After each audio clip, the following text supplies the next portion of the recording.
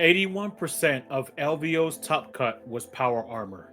They had a representation of a lot of chaos, more chaos than Imperium, a few Imperium armies as well, one of them being the winner overall, and sprinkle in a little bit of Xenos. Today, stay locked in on Rapid Fire Tactics, episode 19. We're going to talk about the top 16 winners, their armies, what detachments they had, and go in depth overview in four of the armies that were all in power armor. So stay tuned and locked in.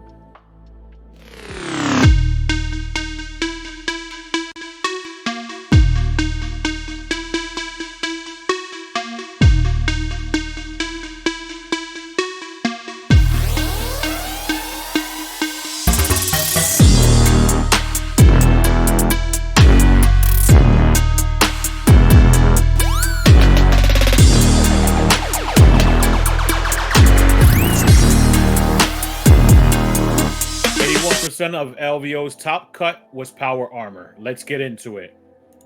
So, thank you very much, Nick, for stopping by. Nick here is going to be doing an overview. He plays a lot of these armies. We like to call him, and he's self-proclaimed the power armor specialist. So it is an absolute treat and honor to have this individual on the show. So how's it going, Nick? Hey, what's up, guys? Thank you so much, General Slaughter, for having me here for this special edition post LVO Top 16 review. And it's January right now. It's freezing in Florida. And yeah, and we're in the middle of the 40K power armor meta, which we'll review here. Power armor just dominates LVO, man. So let's get into it, brother. So tell us about the top 16. Talk about it, brother, because I know you play a lot of these armies. Me personally with the World Eaters, but this was a fantastic showing. And obviously, are we at a point in the meta, Nick, where power armor is just too powerful, or is this just a large event and a small data point? I think this top 16 data definitely represents what we're looking at for a broader meta, international meta, national meta. Definitely, we've got. If you look at the top 16 here statistically, I mean, you've got your Blood Angels, World Eaters, Deathwatch, and then significantly, you got 4 Ultramarines and 3 Death Guard. That's something I'll definitely talk about more as we go into this episode. Ultramarines are certainly overtuned right now. I think they're doing way too much damage. They've got a lot. They've just got every ounce of damage you could a Marine army could ever ask for. And then Death Guard, they're cheap. They're actually tough, and they just murder in any close combat situation. They're going to murder other Marine armies, which are everywhere. So Death Guard are in a really good position as well. I mean, a lot of Ultramarines up there, right? And they're using a variety of detachments as well. So which one do you feel like? I mean, they were all over the place. They had Gladius, Vanguard, and Ironstorm out of all of them. Honestly, the damage is going to be high for any version of Ultramarines. I mean, you could play the crummiest detachment. You could even play like First Company, which is the Stern Guard and the Terminator detachment, and you'd still do huge damage. I think in my opinion, I would run it as the Ironstorm, which was a top 4. That list was actually a top 4 finisher at WCW Warhammer Worlds in November, and then it got buffs after its top 4 finish at that extremely competitive event. So yeah, Ironstorm. I would say the Ultramarines Ironstorm is definitely a problem. The Gladius is the same Gladius that it's been. It did get nerfed with the Fire Discipline, and then Vanguard. Vanguard more or less does the same sort of strategy with the Inceptors and the Centurion Devastators with the las cannons, the extra AP and extra ballistic skill on that, and now they just surprise, the whole army has +1 to wound, which has hilariously spilled over into other armies now too. And that rule hasn't been clarified yet either. So you can there's ways to gain access to the +1 to wound on the Oath in armies like Blood Angels, Dark Angels, Space Wolves, provided that you don't take any keyworded units like no Sanguinor, no Sanguinary Guard, no Mephistons, and so on. So and I noticed that World Eaters, right, was the Berserker Warband, so it's the original index as well. The Vessels of Wrath doesn't seem to be doing too well. It just, or rather, Berserker Warband is just a better option of the two, right? I've actually tried out the Vessels of Wrath as well. Probably need a little bit more time to really check it out and get some more data, right? Because on Meta Monday a couple weeks ago, they were at the same percentage, around 45% win rate over the weekend. They didn't win any events. World Eaters haven't been winning any events. I think we've only won 4 in total since 10th edition dropped. But it really takes a special pilot. It's a very challenging army to play, but it's really nice to see them up there as well. And Blood Angels, I know you're a big Blood Angels player, but also they were using the Angelic Inheritors as well for this one. So yeah, exactly. And that was that was Jack. I mean, Jack he was definitely one of the favorites to win this event. He eventually lost 1 game to Deathwatch. The Deathwatch player won it all. Yeah, he won it all. He won 10. So he won 10 games in a row, including a shadow round, top 4 cut, top 8 cut, whatever. I was not at LVO, but if you guys watch, there's a couple channels. I think it was the finals were on the GW official stream on Twitch, and then they also had games that were being streamed on War Games Live on YouTube. But the Deathwatch. Check that out if you want to check. If you want to see the games that were actually played, they were awesome, man. They were awesome. And the single Deathwatch player who won this event is a faction specialist, and he's played the army for years. It's his main army. I always see him in Discord talking about it, strategizing, just getting tons and tons of reps, super practiced. Luckily, I was very happy about this too, because I'm a big Deathwatch fan personally. It's an extremely fun army to play, and the index that they got in December was fantastic. They had removed the Deathwatch index in August when the Imperial Agents Codex came out. It was gone. They lost Oath of Moment, no more Marine options, and so on. And then for Grotmus, they brought back the whole index with Oath of Moment, and they buffed everything. So it's stronger right now. It's stronger than it's ever been, I think. Yep. And we're going to get into the top winners and a few of the winners throughout the weekend as well. But is Power Armor dominating the meta right now? 81% of the top cut was Power Armor. Also, 7 that was representative Power Armor was Chaos. 6 was Imperium. They sprinkled in 3 Xenos. And like we were talking about, right? Large event, but probably a small data sample. But let's go ahead and jump into the #1 winner of LVO. Congratulations to this individual. And congratulations to everyone who made the top 16. Congratulations to everyone who participated at the Las Vegas Open. It was a great showing. I thought that there was a lot of variety of different factions. I just think that the top 16 was very heavy in Power Armor. Mm-hmm. So Deathwatch, break it down for us, brother. I know you really like Deathwatch. You play it.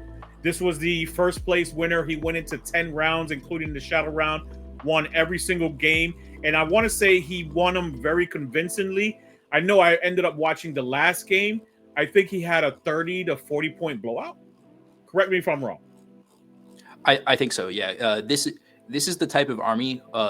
It'll more or less null deploy, which refers to you set up your army. Before round 1, you set up your army round 1, and you don't have much on the board that can be interacted with at all. So this army will null deploy, and then and then what'll happen is if this army goes second, so if they don't get the first turn, it'll hit you on the bottom of 1, and it'll hit you on 2 no matter what.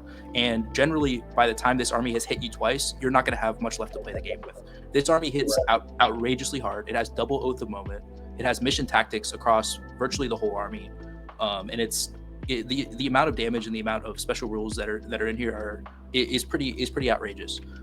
With that being said, this Deathwatch army was alone in the top 100 finish for this event with this army. There was no one else with good placings generally that was anywhere near the top placing, top 16, top 32, whatever. This player is a faction specialist, and he also because of all the reps that he has, he played very aggressive because he wanted to close these games out early, and he wanted to do as much damage as early as possible, and it worked. It worked against. I mean, he won 10 games in a row. He defeated Jack Harpster with his extremely powerful Angelic Inheritors list on stream, and he defeated his opponents by a large margin. I know that he said he's already stated that the army that he struggled against with his Death Guard. Death Guard, yeah. So that he that played is, it twice. I believe it was twice he played against him actually. yeah, and I think he said that both games were very tough. A reason why Death Guard is good against this is it is just Marines after all. So although it hits so hard, as soon as the combat starts to prolong, Death Guard will reduce all these guys to more or less toughness 3 or toughness 3 or toughness 5, and then they start to get shredded.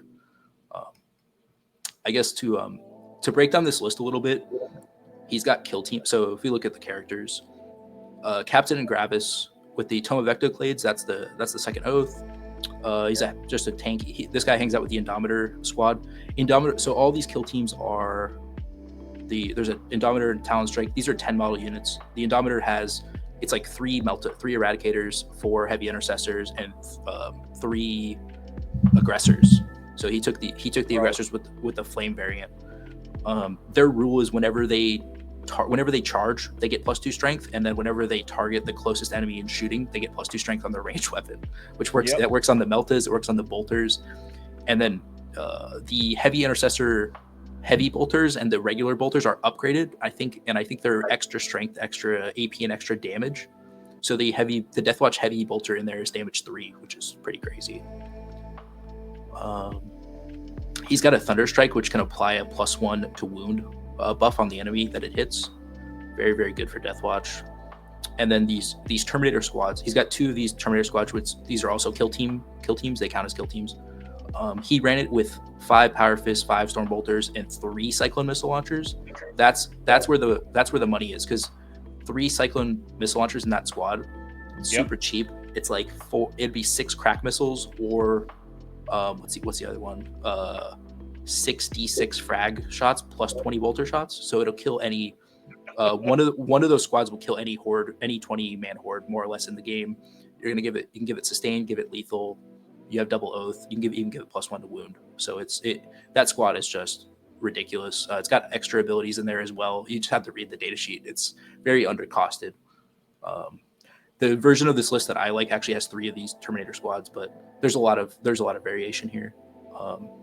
Something that Mark did that was really smart here is he's got the Watchmaster as the warlord, and then he's got the Gravis captain.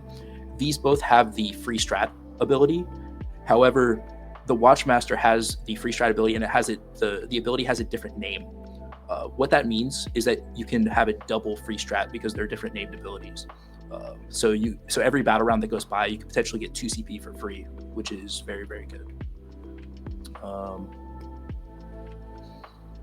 Aside from that, he's got the 2 Rhinos, and the Rhinos cart around his Deathwatch veterans. So he's got a total of 20 Deathwatch veterans.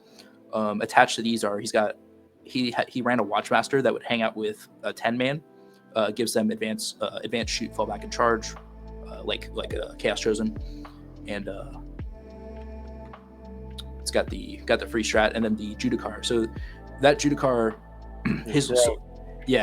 so he's gonna give he ran it very similar to what you used to see in this is actually almost like a play out of the World Leaders book.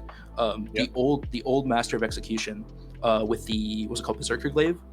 That you would jam the old World Leaders that was ran for probably about a year until they nerfed it. You'd put him with a 5-man Berserker, put him in a Rhino. Well, that guy is basically back. He's just called a Judicar with a Thief of Secrets now, and he's in a Rhino, and he's hanging out with 5 Deathwatch veterans. He's got 2 units of 5 and 1 unit of 10. Exactly, yeah. So that character, as soon as he kills a unit in close combat, he's gonna level up. So his sword is gonna get. It starts off with a flat +1 strength, AP, and damage, and then as soon as he kills a unit, it's flat +2 strength, AP, and damage. And the condition on this is very, very easy to obtain. It's one of the easiest that they've printed. So his sword levels up, and he's 5 attacks base, and then you're looking at strength 9, AP 4, damage 4 with precision and dev wounds, and fights first. And then his squad also rerolls ones to hit or full rerolls against any Xenos type stuff. So yeah, it's just pretty insane.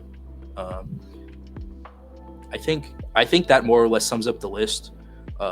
If you regarding the null deploy, so if you conceptualize what this looks like when you set it up, you've got the Indomitor squad with the Gravis that immediately goes into the warp. So Deathwatch has a teleport strat where they can go off just like a Callid assassin, where they go off the table and then they come back on the following turn. That means that if Deathwatch goes second, they can hit you turn 1 because they'll go up at the end of the end of your turn, and then they'll come down on their turn during round 1 and just start blowing you away with all these crazy guns. Yep. So it's a crazy list. Absolutely amazing. So congratulations to him. Yeah. Thanks for the overview and breakdown. I know you know this very well. You're a specialist at it. We're going to jump into the next list over here.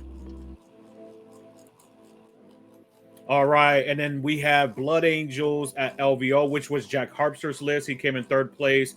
As Nick was stating earlier, right, the only loss he had was against Deathwatch. Deathwatch won everything, so he didn't lose to anyone at all over this weekend. But go ahead, give us an overview on this one, Nick. So this is Jack Harpster from Art of War, and it's the Angelic Inheritors detachment, which is the new one. So it's not the Liberator as you normally see. The Sons of Sanguinius was renamed to Liberator. The rules are more or less the same. They're slightly improved. I play Blood Angels. I prefer to play the Liberator, but the Angelic Inheritor, people just generally aren't familiar with it, but the rules are very good. Some of the strats and the abilities that it has in here that I'll cover.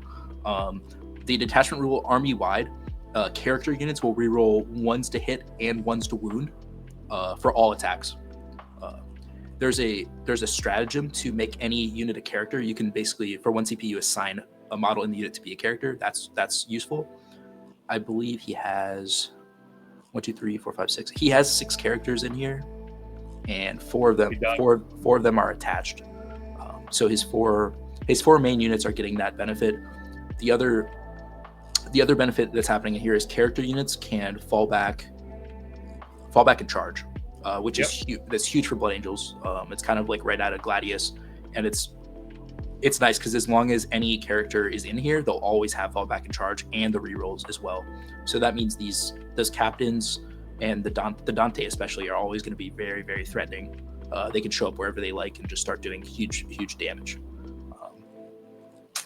Let's see. This has a couple. This is a very, very elite army, but it hits super hard and it's tricky to play against, and it's fast.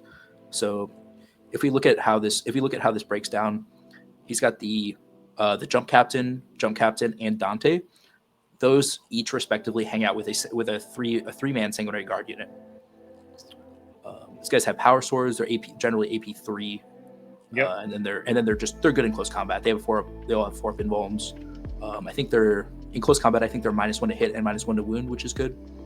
And then in order to kind of protect against shooting, this army has 1 CP 18-inch lone op strat for, I think it's any unit. It might be character unit, but this is kind of like the character specific detachment. Most of the abilities in here will trigger off characters, but the stratagems themselves are worded in a very useful way, where the stratagems are it's kind of like Gladius, where the stratagems are very applicable to all your units. That's part of what makes this so good. You actually have 5 or 6 good stratagems.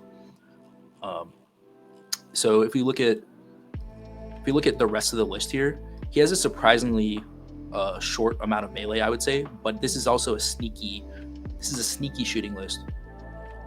He's got 2 Vindicators, and then he's got a Devastator squad with 4 las cannons, and the Devastator squad is joined by a Librarian that makes it a character unit for the rerolls, and he has it also gives it a 4-up invuln, so that he was using that las cannon squad, basically shooting 4 las cannons, having some access to the reroll ones to hit and wound, having access to Oath of Moment as well, and then also if they try to shoot him back, let's say he's in the back, he can 18-inch lone up them, so they can just do it again next turn.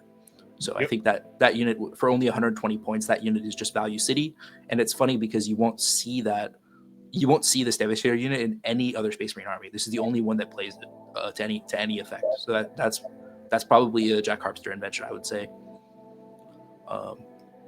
So that's 3 shooting units, and then he actually has 2 more shooting units. He's got a 6-man plasma inceptor and a 3-man bolter inceptor. That just falls more, I would say, on Jack's playstyle of how he wants to play. He wants to play it very aggressively. He wants to load a lot of damage, and he wants to, absolutely get his Sangard into combat. Get the combat happening, and then deploy all of his shooting. Let's say he has 5 good shooting units, 5 good combat units. He wants to deploy it all in the same turn and just hit him as hard as possible. That's very much the Jack playstyle. So very, very aggressive. He was just talking in a podcast about how he's very light on trading units in this list. So I think the only scoring or trading unit that's even in this list is he's got 1 intercessor and 1 infiltrator. I think that's pretty much it. And honestly, those guys are more or less in the backfield, as you know. As Space Marines, you gotta keep your backfield safe. And he actually mentioned that he used the Devastator squad with the 4-up invuln to move into the center, to move in and take the center objective. I have no idea why. Probably just because he's low on models, and Devastators they're not expensive models. But yeah, that's how he chose to play it, and it worked. It worked with great effect. And as good as Jack is, there was no one else playing this that I'm aware of, and it's so people were certainly unfamiliar about the rules, considering this just came out about a month ago. So it was very, very, very, very strong army. Definitely something we'll see in the future. And he's also got another cool tech piece in here as well. This enhancement for the Ordained Sacrifice, it's a resurrect on when he dies, resurrect on a 2-up with 3 wounds remaining. Yep. And this guy's got, as you know, this guy, he's a lone op. He's got a built-in reaction move. He's got a feel no pain, and he's an infiltrator. So he's got all these. He definitely just shows up. He'll start doing action, scoring points, holding objectives, and then if anything tries to interact with him, he'll reaction move, and then he'll potentially resurrect. So he's virtually unkillable. He's like an actual like lore accurate blood angel. He just he comes back to life. he's functionally unkillable, which is very funny in my opinion. Gotta love it. And then it's got this 3 Sangard units and the 2 Vindicator units as well. The Vindicators are nasty right now still. Very nasty. Oh yeah. Yeah. I play 2 Vindies in my Blood Angels list. So I play Liberator, but the 2 Vindies it's good in almost every Space Marine army right now. So all right, going on to the next list. So the next list being the Pack-Bound Zealots for CSM, and we had 7 Chaos at LVO. He came in 7th place for Jay Eggett. Congratulations to him. Once again, congratulations to everyone who performed very well, everyone who made it to the top 16. I mean, that is a challenge to even make it at a, 1,100, 1,200 participant event, right? The largest 40K event in America, at least. I don't think it beats overseas, over the pond, but largest event and coming in top 16 is an amazing feat. So he ran a Warp Smith 70 points with the mark of Nurgle for every single unit he ran as well. So that makes him super resilient, super tough to kill. And Chaos is doing very, very well right now, especially with this list. So break it down for us, Nick. Since you're our special guest, I'm taking advantage. I'm sitting back on this one. Yeah, man. This is something. This is interesting. I don't know as much about this player as the other players, and I'm surprised. I was surprised to see this list do so well to make it into the top 8 of this event with over 1,000 players. This is probably the type of list. I think it's got 12. It's 12 vehicles. It is. I've played this before. I think when I played this a couple months ago, I played it with I think 6 or 7 vehicles probably, and Abaddon. So this is just he took out everything. He's got only one character, the cheapest character possible, more or less. Yeah. He's got 2 bikers for scoring, but then he's got 12 actual vehicles that do shooting. Like all of these vehicles do shooting and combat. Well, they do the shooting ones are good shooting, and then the combat ones are good combat. Like the Hellbrute, Mauler Fiend, Venom Crawler actually do combat. Which is great to see too, man, because in World Leaders they don't perform that well, but in CSM I'm glad to see them, especially the Hellbrutes and the Mauler Fiends. Yeah, and I think this is what's interesting is these are almost all. I mean, some of these are tanks, and then some of these are demon engines. So this is durability. What surprises me about this is that there is a demon engine detachment called Soulforge Warpack, but he's not playing that. He's playing Packbound, which is that's more or less the index detachment. Yep. And I think the reason why this is played as index attachment is the Nurgle gives you you make a leadership test, and then as long as you pass the leadership test, you crit on 5s. So he's got access to either lethal or sustained across all these vehicles. It can be triggered, that Dark Pact ability can be triggered in shooting and combat, which he's got good multi-purpose with his like Hellbrood and his Venom Crawler. And then it's just got the Mauler Fiends are actually extremely cheap. They kind of hit. I think it's strength 14, AP minus 2, D6 plus 1 damage with 6 attacks. I don't have strength 12 to strength 12 3. I want to say. The damage is D6 plus 1, so the Mauler Fiends can so the Mauler Fiends can actually do quite a bit of damage. But I know he has the Mauler Fiends as Slanesh because Slanesh it gives you access to the advance and charge stratagem. It also gives you access to sustained 5s. So 14 to D6 plus 1. Yeah. And that's only 130 points, so it's like if you compare that, for example, you might compare that to like an Invictor Warsuit or maybe even like a Ballistus Dreadnought. This guy, if you're factoring in all these buffs, like critting on 5s with sustained, plus he ignores movement mods, which is his ability. That probably doesn't matter that much. But then you can get for 1 CP, you can give him advance and charge. Those Mauler Fiends will start a big engagement. I think he probably just send him straight in with the Venom Crawlers on the flanks. Yep. And then after that, if you look at the rest of his army, he's just got a gun line. He's got 2 Hellbrutes, 3 Vindicators, and 3 Destructors behind them, which are all critting on 5s for sustained. I mean, you guys have we were talking about Vindicators already. These Chaos Vindicators have it even ups because they don't have Oath of Moment, but critting on 5s ups the potential. So when one of these Vindicators shoots, it does somewhere between 0 and like 104 damage or something like that. It's some just ridiculous casino cannon. So I don't know if this player got lucky or whatever, but he obviously had an amazing run. Played the list really well, and honestly, this is a fluffy list. This is an awesome list, and I would be happy to run this. And oh yeah, amazing run. I think this kind of came out of nowhere, and great work and great list. Yeah, but going back to what you're saying, luck. It takes luck for everybody to even make it this far, man. It takes dice luck. It takes secondary draw luck. Like, luck is definitely a factor in becoming and getting this high in podium this well, right? So. Yeah, and the other thing is that Dark Pact, this list, I played this style list before. It can be frustrating to play this, and the reason is because if you start doing all these Dark Pacts across your whole army and you start failing, you could potentially fail 6, 7 or more in a row, and you take D3 mortal wounds each time on your vehicles, which none of them are cheap. And then after that, if you start losing vehicles, they can start exploding and damaging all your other vehicles for an additional D3.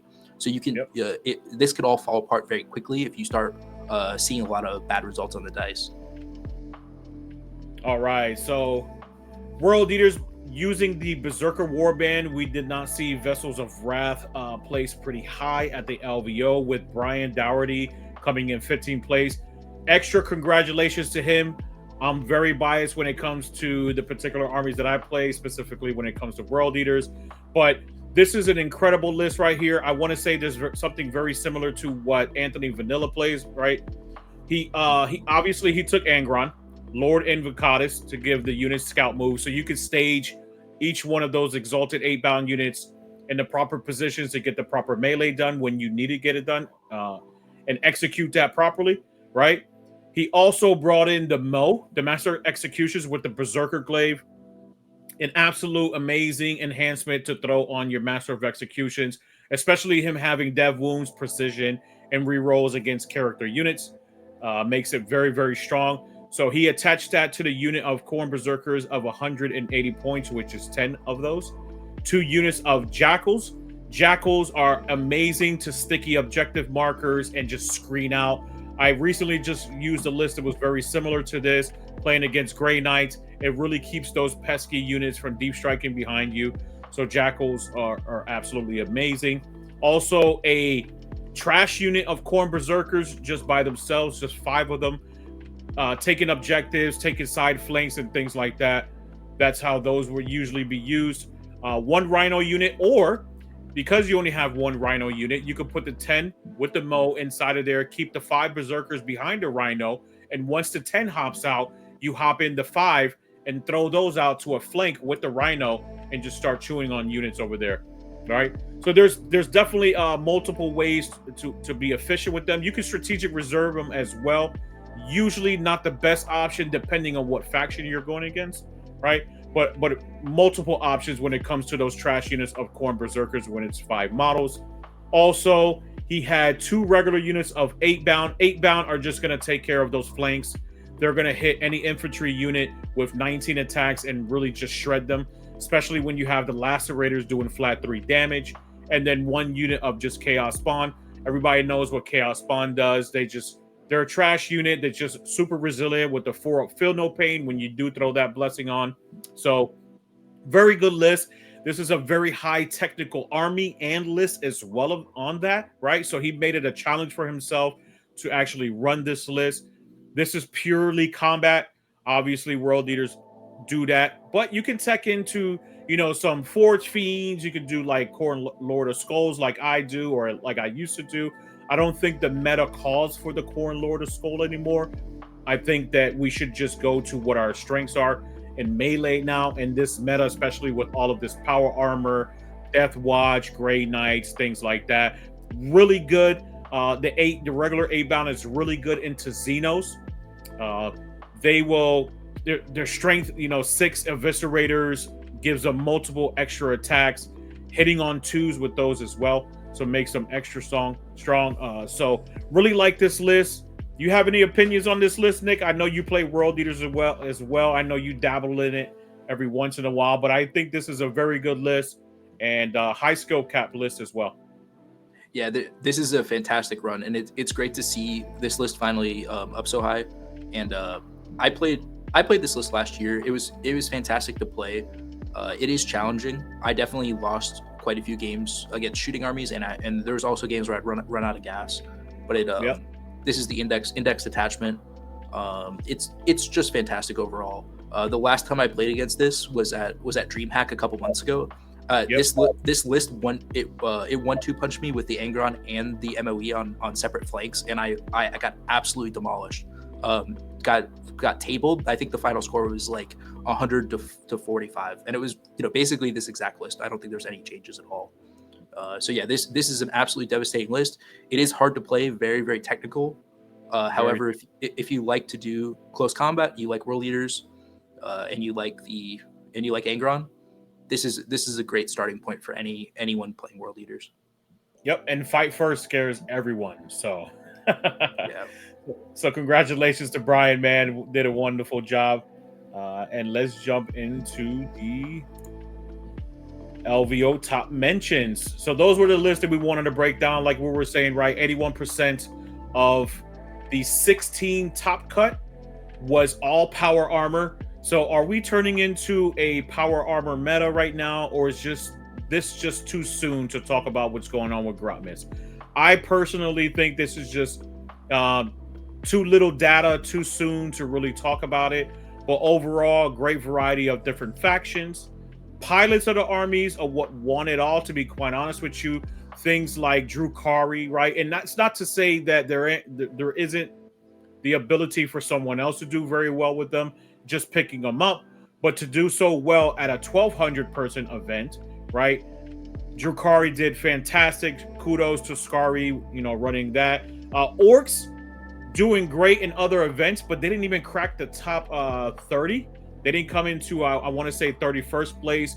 A good friend of mine, his name is Clifton Russell, nicknamed America. Love that individual, but he didn't run the new Grotmis attachment. He actually ran Dreadmob. Oh. So nice to see him doing well. Votan also came in the top 20. They came in 23rd place. Astra Militarum in top 20 and 20th place. Chaos Demons in 17th place. Drukhari in 5th place, and that's the one I was talking about with Skari actually running that list. Fantastic pilot. Shout out to him. Fantastic job to be doing that, right? It's very nice to see some spice of life in different factions, right? That's what we want to see in the meta. We don't want to see just a plethora of Space Marines, Ultramarines being the top 16, right? Having a little bit of different variety in there is very nice. GSC also took top 5 and 4th place overall at LVO. Tyranids in 16th place. Tal Empire in 18th place, and many more. Just a great showing, like I was saying before, with all of the factions. You just can't wait till the meta watch drops from GW to see how all the factions are doing so far from the Grotmits. So you have any top mentions yourself, Nick, before we wrap this up? Yeah, definitely. This was a fantastic event, and I think if there's a couple of takeaways, if you want to look into this more, look at some streams or read some stuff online, definitely some of the exceptional players here that just went. A couple of these players just went above and beyond. First one was obviously the first place finisher Mark with Deathwatch. He went above and beyond. So his run, his games, if you watch that, you'll learn a lot about 40K very quickly from him. And then two other players here. The Jakari, played by Skari. He's an absolute faction specialist, master, very, very sportsman-like player, and his run was phenomenal. I was surprised to see him not actually win. I thought he would win the event because he was playing so well. If you look at he finished 5th place, but if you look at the types of armies that he beat and the matchups that he played into, it almost doesn't make sense. It's mind-boggling. Like how could Skari be so good to have these wins and have these results into these other armies? Because on paper it doesn't make any sense. So yes, Skari, if you have the opportunity to watch any of his games, definitely check him out. Jukari, that army is also in a it's undervalued or it's underrepresented in the meta. Has a lot of options right now. And the last one I would say, GSC. So GSC into the top 8, definitely a horde army. Lots of tricks, technical and challenging to play. But whoever, I don't know who the GSC player was, but to end up in the top 8 for LVO top 1,000 player event, absolutely. I think what was he playing? Host of Ascension. Floof Cox is his name. Fluff Cox. Floof. And he was playing host of Ascension. Yeah, host of Ascension. I think that's kind of the generic-y one. I don't know exactly what the rule is for that. Either way, I'm the power armor guy after all. I don't play GSC, but definitely check that guy and his list out. That's some very, very high level Warhammer being played there. And Assimilation Swarm with the Tyranids, dude. That's surprising to see that as well, man. So very nice. And that came in the top 16. He came in 16th place. So it was really nice to see Tyranids up there as well. He actually ended up going and he drew one game and only lost his last game. He did very well with all his games. He either hit 60 or plus. Everything else was just like 80 plus except for his loss. So very nice to see Tyranids up there. But yeah, this wraps it up for everything LVO Top mentions. Are we in a power armor dominated meta right now? Let us know. Let us know in the comments section, and we will see you again some other time. Take care, guys. Take care, everyone. Thank you so much to everyone who participated to the very end. Hopefully, Nick and I were able to bring you some amazing content and some good overviews over the armies that were represented at the Las Vegas Open. As you can see, there was a ton of power armor, 7 of them being from Chaos, 6 of them being from the Imperium, and 3 of them from Xenos. And as always, Onslaught Gaming 40K, where victory is just a strategy away. Take care, everyone, and have a wonderful night.